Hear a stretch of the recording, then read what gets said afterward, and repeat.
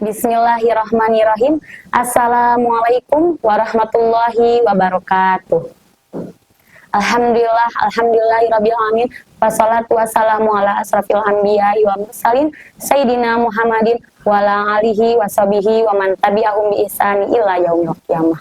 Rabbi shrah li sadri wa yassir li amri wahlul 'uqdatam min lisani yafqahu qawli, amma ba'du. Sahabat Rian TV dimanapun berada, yang insya Allah dimuliakan oleh Allah Subhanahu Wa Taala. Amin, amin ya Rabbal Alamin. Selama Allah masih menafikan kita untuk hidup, maka sama itu pula segala kesulitan yang kita hadapi mesti disyukuri. Namun, mengapa kita sulit bersyukur? Sahabat Rian TV dimanapun berada, hal itu disebabkan ketika kita masih menganggap bahwa semua perjuangan yang kita hadapi itu adalah hasil jerih payah kita semata. Padahal Allah yang telah menitip kehidupan ini, Allah telah memberikan kesehatan dalam diri kita, Allah telah memberikan kekuatan berlimpah dalam diri kita, Allah telah memberikan keinginan, penglihatan, pendengaran, dan perasaan dalam hati, dan masih banyak lagi. Dan semuanya tak akan terjadi sesuai dengan alur yang kita inginkan. Mengapa?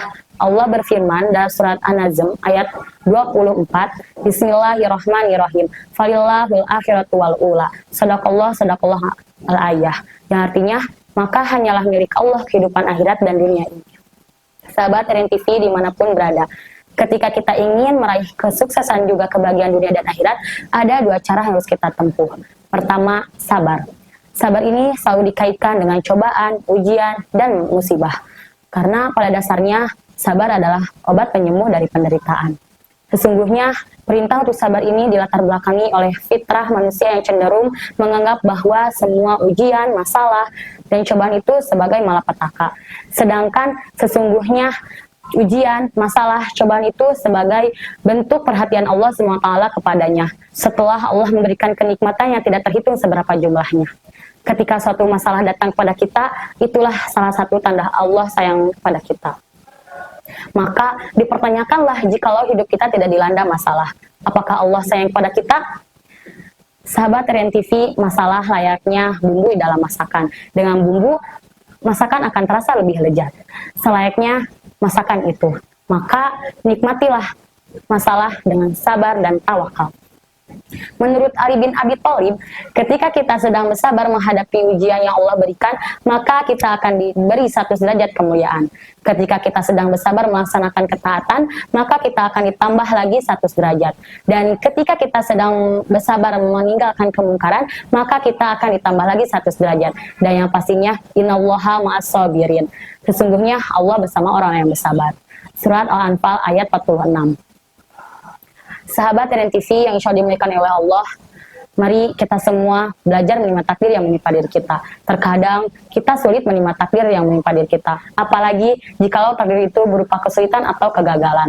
Sesuatu yang kita inginkan, sesuatu yang kita harapkan, pasti kita akan sedih, marah, kesal, dan kecewa. Tapi ingat, Allah lah sang pencipta takdir, Allah yang telah menciptakan diri kita, pasti Allah lebih tahu apa yang terbaik untuk diri kita. Allah telah berjanji, la yukallifullahu nafsan illa wus'aha, tidak akan membebankan kepada seseorang illa wus'aha, kecuali sesuai dengan kemampuannya.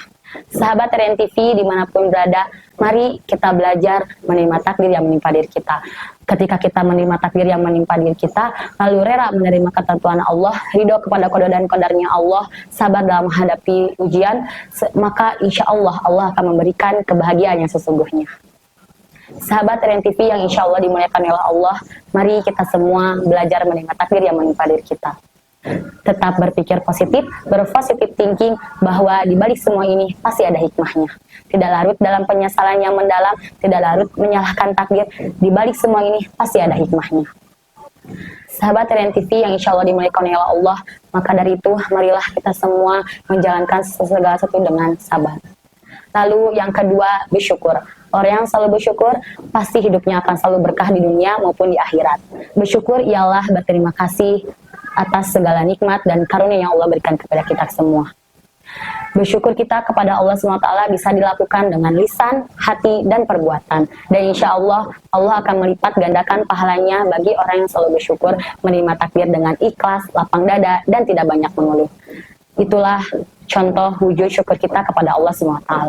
Begitupun sebaliknya, jikalau kita tidak bersyukur atas segala nikmat dan karunia yang Allah berikan kepada kita, maka tentu Allah akan memberikan ajab yang sangat pedih bagi orang yang kufur atas segala nikmat dan karunia yang Allah berikan.